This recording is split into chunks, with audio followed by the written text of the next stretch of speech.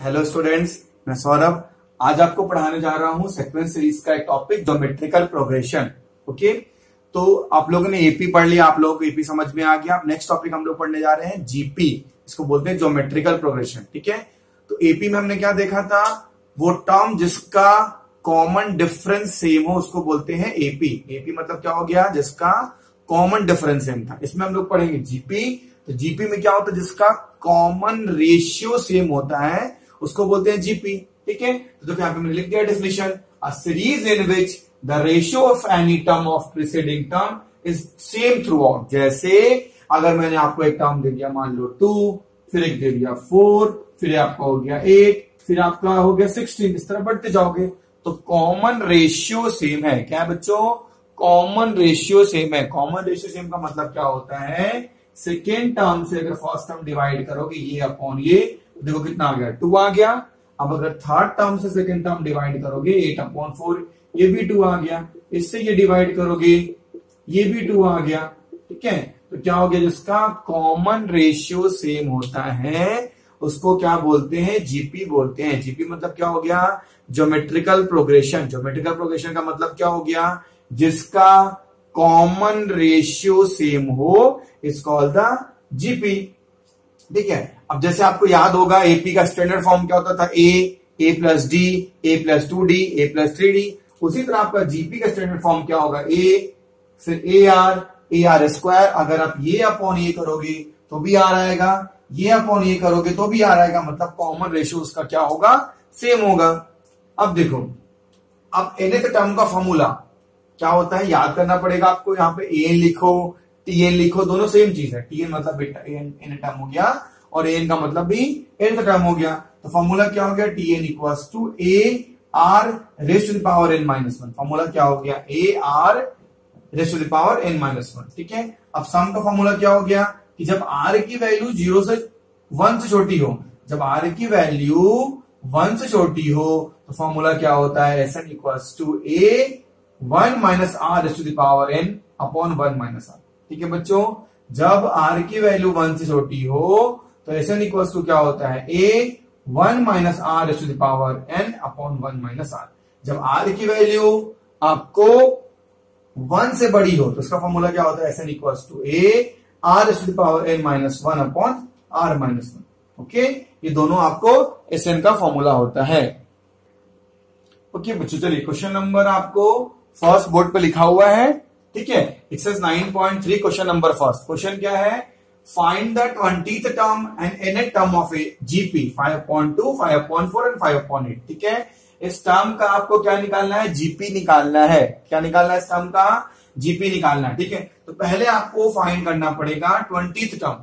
ठीक है, मतलब आपको ये सबसे पहले आपको ए, तो ए क्या होता है आप जानते हो, we know that A is equals to first term and R equals to common ratio. What is common ratio? Common ratio is the ratio of second term and first term.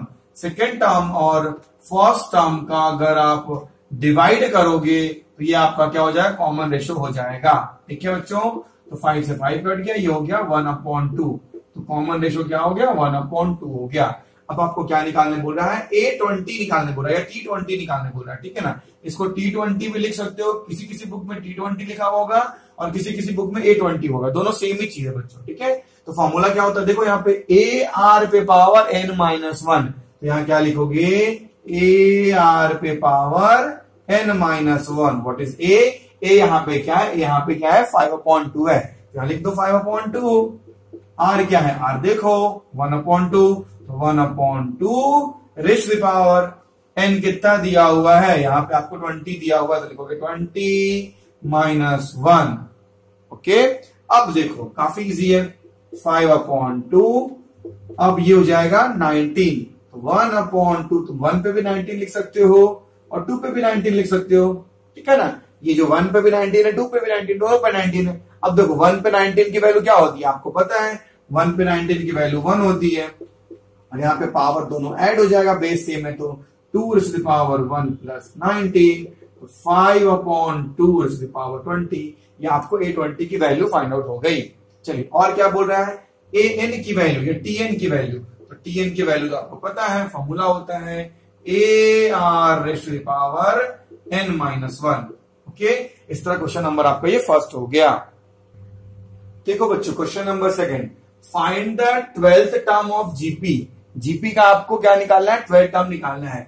उस 8 टर्म इज 192, 8 टर्म क्या है 192 है, and the common ratio is 2, और common ratio क्या है 2 है। ठीक है, क्वेश्चन को अच्छे से पढ़ लीजिए। क्वेश्चन क्या बोल रहा है, find the 12th term of GP. तो 12th टर्म निकालो, T12 लिखो या A12 लिखो, दोनों में एक ही चीज है। ठीक है, ये आपको फाइंड आउट करना है। और क्या दिया हुआ, हुज 8 टर्म इज 192, तो 8 टर्म कितना दिया हुआ है, A8 लिखो या T8 लिखो, इसमें कंफ्यूज मत होना, कहीं पे 8 भी है कहीं पे T8 भी होगा बुक में। ठीक है, ये आपको कितना दिया हुआ है, फॉर्मूला क्या होता है, A raise to the power n minus 1, T8 की वैल्यू कितनी है 192 इक्वल्स टू A।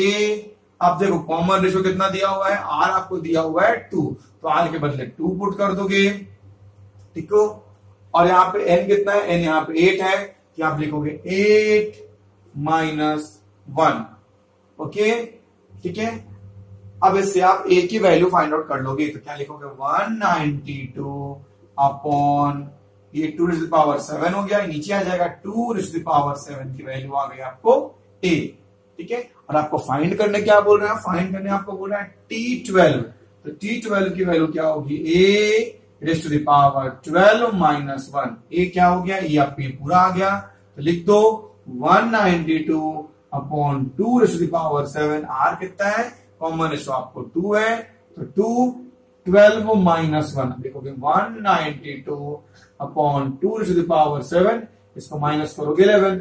अब ये दोनों सेम टर्म है, आपको पता है बेस सेम हो, पावर डिफरेंट हो और डिवाइड में हो तो क्या होता है, बेस सेम रहता है, पावर माइनस हो जाता है। ये पढ़े थे आप 8-9 क्लास में, तो ये फॉर्मूला यहाँ पे पुट कर दोगे, तो लिखोगे 192 into 2 raise to the power 11 minus 7, मजा आ गया। यहाँ लिखोगे 192 into 2 raise to the power, ये कितना हो गया 4 हो गया। ठीक है, अब 2 रेज़ टू द पावर 4 की वैल्यू क्या होती है 16 होती है, और 192 को 16 से मल्टीप्लाई करो, 192 इंटू 16 3074, ये आंसर आ जाएगा। मल्टीप्लाई करने के बाद आप देख लीजिएगा। ओके बच्चों, क्वेश्चन नंबर 3 देखिए, the 5th 8 and 11 term of GP is P, Q and S। क्या बोल रहा है, 5th टर्म कितना दिया हुआ है, P दिया हुआ है, 8 टर्म कितना दिया हुआ है, Q दिया हुआ है, 11 टर्म कितना दिया हुआ है आपको, S दिया हुआ है। ठीक है, शो करना है P² इक्वल्स टू PS। ठीक है, चलो देखते हैं, जो दिया हुआ गिवन कर उसको लिख लो।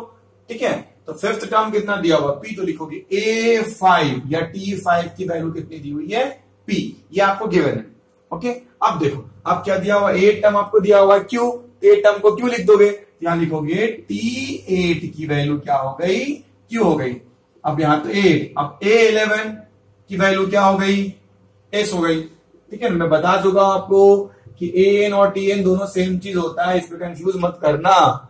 ओके, अब देखो अब इसकी वैल्यू क्या होती है, A5 को क्या लिखोगे, AR पे पावर 5 माइनस 1, लिखोगे AR to the power 5 minus 1 की वैल्यू हो गई P, मतलब AR टू द पावर 4 की वैल्यू हो गई P, ये फर्स्ट हो गया।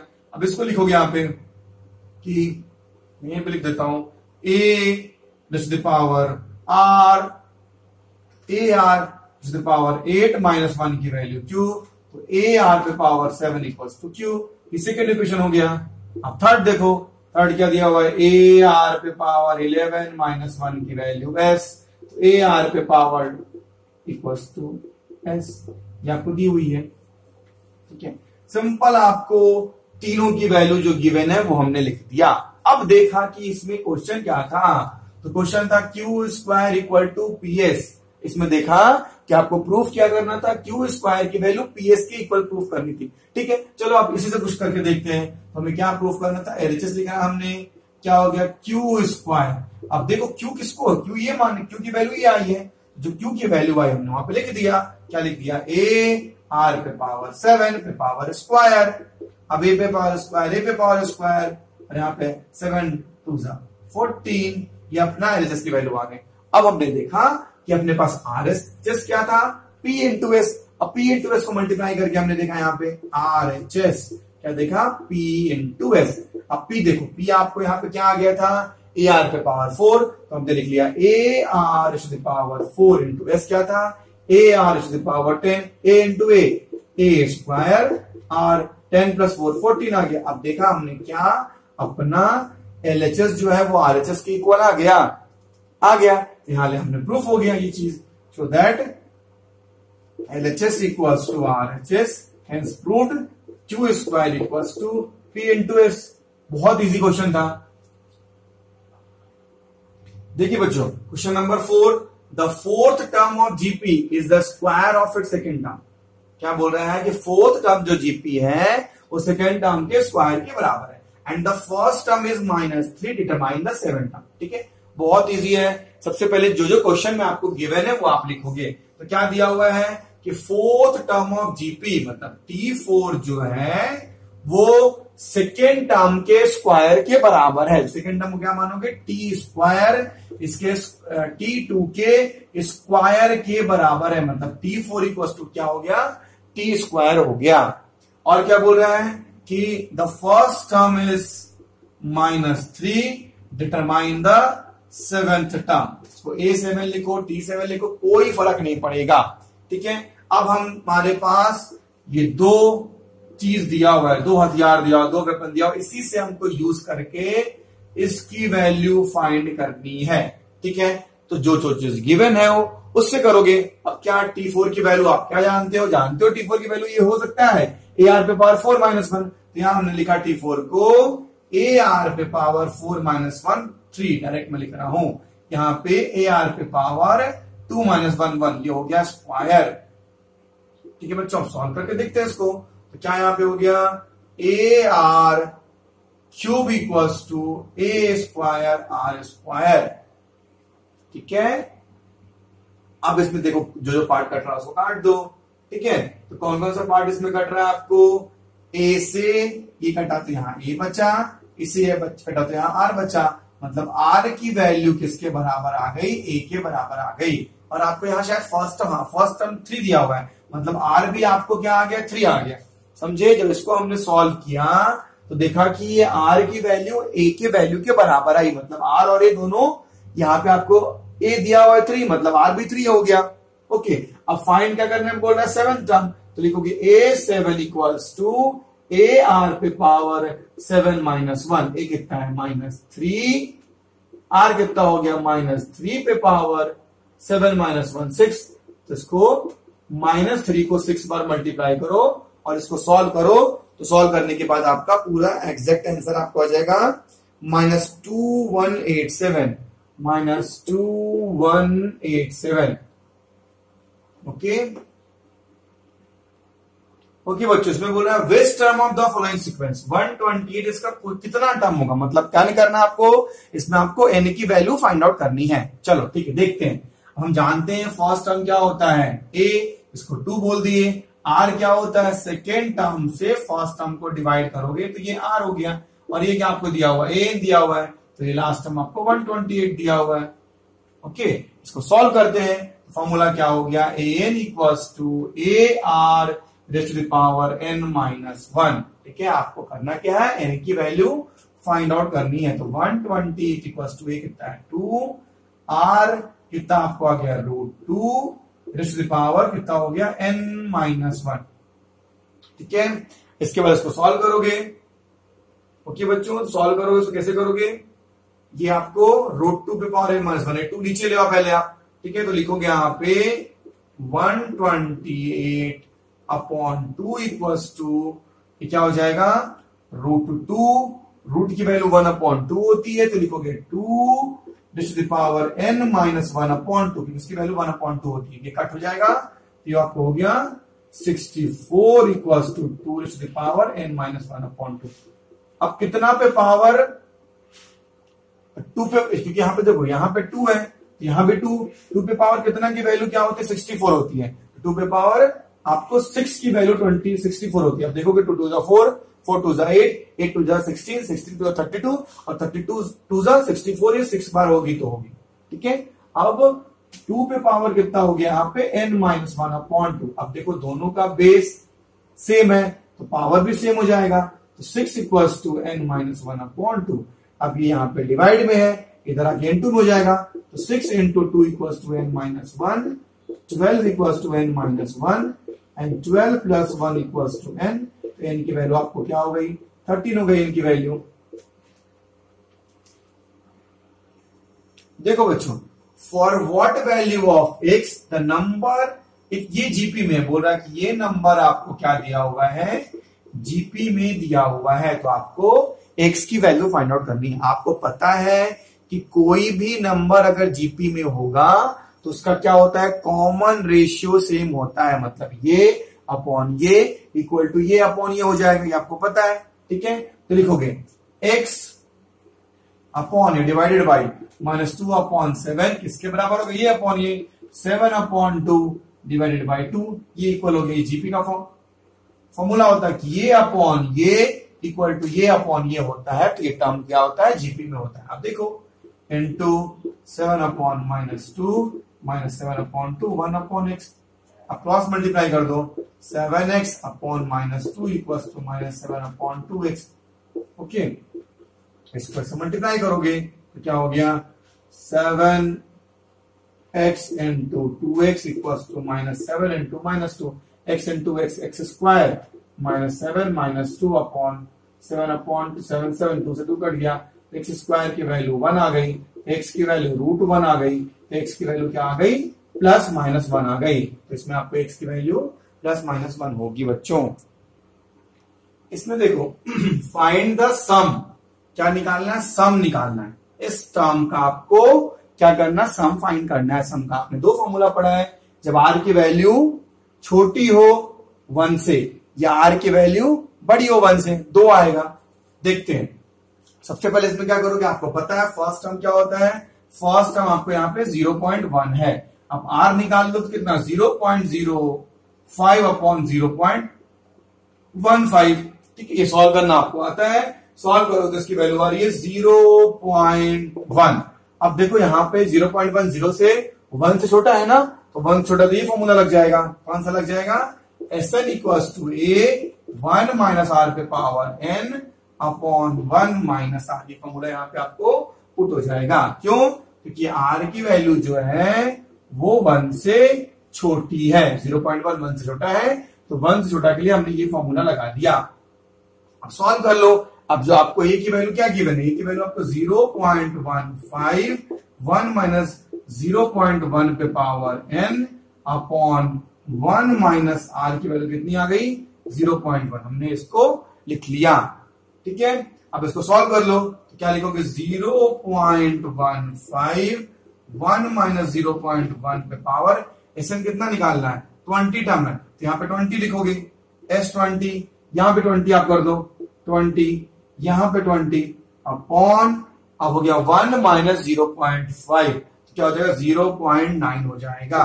ठीक है, ये कट करोगे तो ये तुम्हारा 6 बार में हो जाएगा, 1 अपॉन 6, 1 का 1 लिख दोगे, 0.1 रेज़ टू द पावर 20 आपका ये इसका आंसर हो गया। इसमें देखिए, इस क्वेश्चन में भी आपको क्या करना है, √7 √21 3√7 डॉट डॉट एन टर्म तक का आपको क्या निकालना है, सम निकालना है। ठीक है, तो पहले सम के लिए हम लोग क्या करते हैं, पहले हम लोग r फाइंड आउट करते हैं और देखते हैं r की वैल्यू 1 से बड़ी है या 1 से छोटी है। ठीक है, तो पहले चलो r फाइंड करते हैं। तो हमने देखा a क्या हो गया, a आपको हो गया √7, r क्या हो गया √21 अपॉन √7। तो √21 को लिख सकते हो √3 इंटू √7 अपॉन √7 लिख सकते हो ना, √7 से √7 कट गया तो √3, तो √3 की वैल्यू होती है 1.732। ठीक है, तो ये क्या हो गई, इसकी वैल्यू r से बड़ी हो गई, मतलब नीचे वाला इसमें Sn का फॉर्मूला आप लगा दोगे। तो लिखो, ठीक है, तो लिखोगे यहाँ पे Sn इक्वल्स टू, इसमें n टर्म है इसलिए Sn लिखे a r पे power n minus 1 upon r minus 1। हमने ये वाला फॉर्मूला यहाँ पे पुट कर दिया। ठीक है, चलो अब देखो a क्या है, a है √7, तो हमने लिखा √7। अब r कितना है √3 पे power n minus 1 upon √3 minus 1।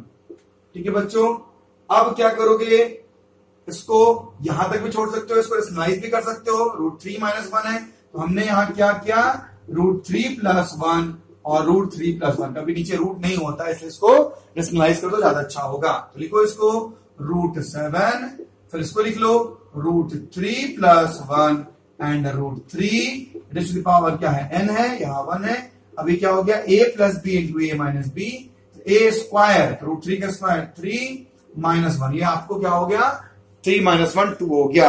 ठीक है, अब सिंपली इसको सॉल्व कर दो, सॉल्व माइनस कर दो, आंसर आ गया। √7 को हमने √7 लिखा, फिर इसको लिख लो √3+1, फिर इस टर्म को लिख लो √3 पावर n-1/2। कितना इजी था।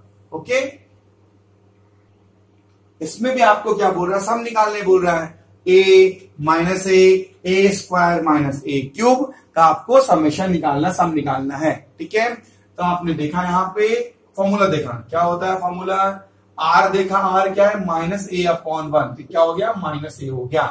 ठीक है, समझे यहाँ पे। और आपको ये दिया हुआ था कि a जो है वो नॉट इक्वल टू -1, कभी -1 नहीं है, ठीक है, ये जो है -1 नहीं होगा। ठीक है, तो यहाँ पे आपने देखा कि आपका ये इसकी वैल्यू क्या हो गई, -1 नहीं हो, मतलब इसकी वैल्यू प्लस हो गई, तो प्लस हो गई, प्लस का फॉर्मूला कौन लगा, ऊपर वाला फॉर्मूला लगा प्लस का। ठीक है, तो यहाँ हमने लिख दिया SN = a1 - r⁻n/1 - r। ठीक है, अब सिंपल सबकी वैल्यू पुट कर दो। a कितना दिया हुआ है, आपको दिया हुआ है 1, तो 1 लिख दिया। फिर आपको यहाँ पे लिखा 1 - r कितना दिया हुआ है -a, तो -a⁴n/r कितना है प्लस a हो गया। ठीक है, इतना ही छोड़ दो, या चाहो तो इसको 1 हटा दो, एक ही चीज है, 1 × 1 1 ही आएगा। 1 - a⁴n/1 प्लस a, इसका आंसर हो गया। इसको देखो, इस क्वेश्चन में भी आपको बोल रहा है x3, x⁵, x⁷, x not equal to +-1, x की वैल्यू ना तो +1 होगी ना तो -1 होगी। चलो देखते हैं। अब इसमें आप देखो कि आपका फर्स्ट टर्म क्या हो गया, फर्स्ट टर्म आपको यहाँ पे हो गया x³ एंड r क्या हो गया x⁵/x⁴2, मतलब x²। ठीक है, अब x² हो गया, x की वैल्यू +-1 है, तो 1 है, 1 और +1 और -1 के बराबर नहीं, तो कुछ भी होगा, इसका वैल्यू स्क्वायर करोगे तो वो पॉजिटिव ही होगा। ठीक है ना, कुछ भी, किसी का भी स्क्वायर +-1 छोड़े किसी का स्क्वायर करोगे तो इसकी वैल्यू क्या होगी, पॉजिटिव ही होगा, मतलब ऊपर वाला फॉर्मूला लगेगा। तो लिखोगे SN = a1 - r⁻n/1 - r। a क्या हो गया x³ 1 - r कितना हो गया x n⁴2, तो 2a लिख लो डायरेक्ट, अपॉन 1 - r कितना हो गया x²। ये आपको SN का फॉर्मूला हो गया। ठीक है बच्चों, इस तरह आपका क्वेश्चन नंबर 1 to 10 आज हो गया, और नेक्स्ट लेक्चर में हम लोग इसके आगे करेंगे। ओके बच्चों, टेक केयर।